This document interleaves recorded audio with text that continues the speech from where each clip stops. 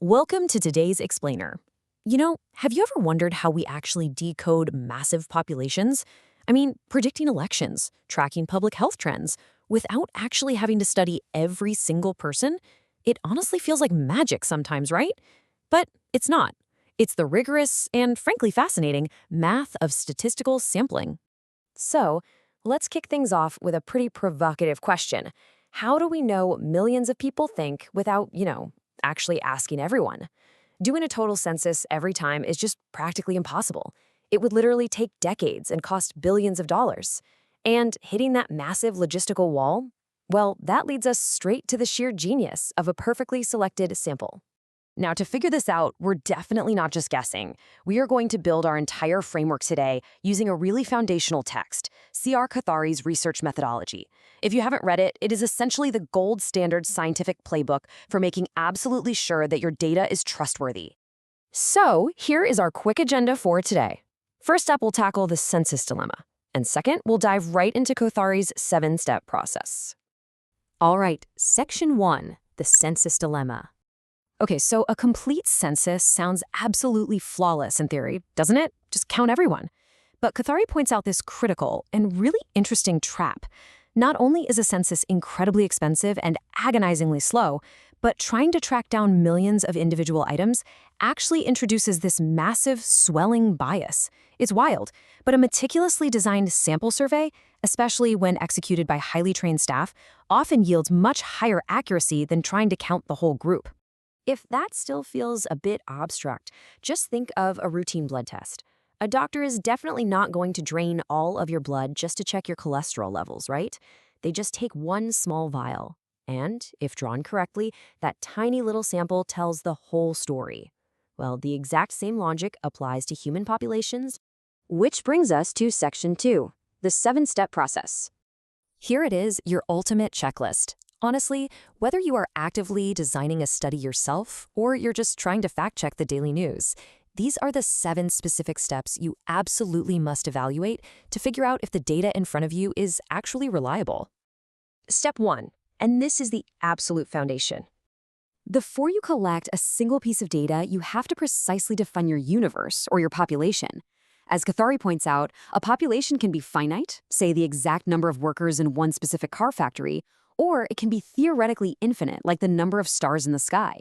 If you don't define your universe first, well, your sample basically means nothing. Moving to step 2, the building blocks. You have to decide on the sampling unit. Basically, what exactly makes up your sample? Are we looking geographically, maybe surveying entire city districts, or socially by interviewing whole households? Or are we just looking at isolated individuals?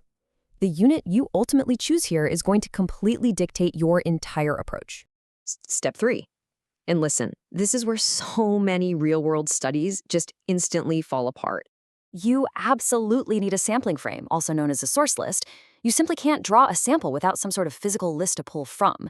Think like a tax record or maybe a university roster. But here is the massive catch. Cathari heavily stresses that this list must be completely comprehensive, because if your list accidentally excludes an entire demographic, yeah, your final data is fundamentally flawed before you even start crunching the numbers. Now for step 4, the golden question. Just how many items do we actually need? It's a really delicate balancing act.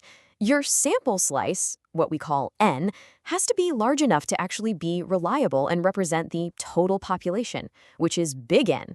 But it also has to stay small enough to remain cost-effective. If you make it too large, you've literally just accidentally recreated the whole census dilemma we talked about earlier.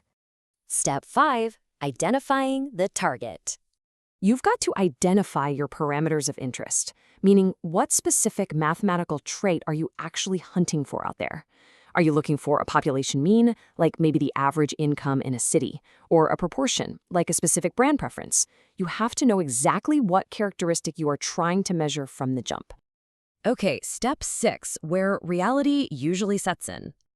Everything always comes down to budget constraints, right? In any study, you're dealing with two fiercely competing costs. First, you have the literal, upfront financial cost of collecting the data.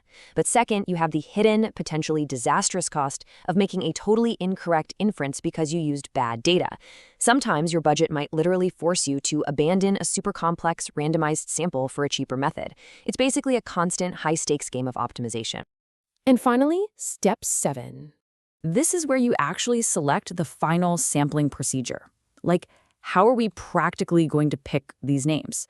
Are we just pulling them out of a hat in a simple random sample, doing a stratified sample to make absolutely sure all subgroups are represented, or maybe just going with a convenient sample? The ultimate goal here is always to choose the design that gives you the absolute smallest possible error for whatever budget you have to work with. Quathari famously notes that a sample design is a definite plan determined before any data are actually collected. And I love that because it perfectly captures the strict scientific rigor of this whole process. You absolutely cannot, under any circumstances, just change your methodology halfway through just because, you don't like the results you're getting. No way. So armed with Quathari's 7 steps, you now know that a survey is really only as good as the design behind it. The next time you see some massive headline screaming about what the public supposedly thinks, I want you to challenge it. Ask yourself, what was their defined universe? Did they actually have a reliable source list? And how on earth did they actually pick their sample? Thanks so much for joining me for this explainer, and hey, keep asking great questions.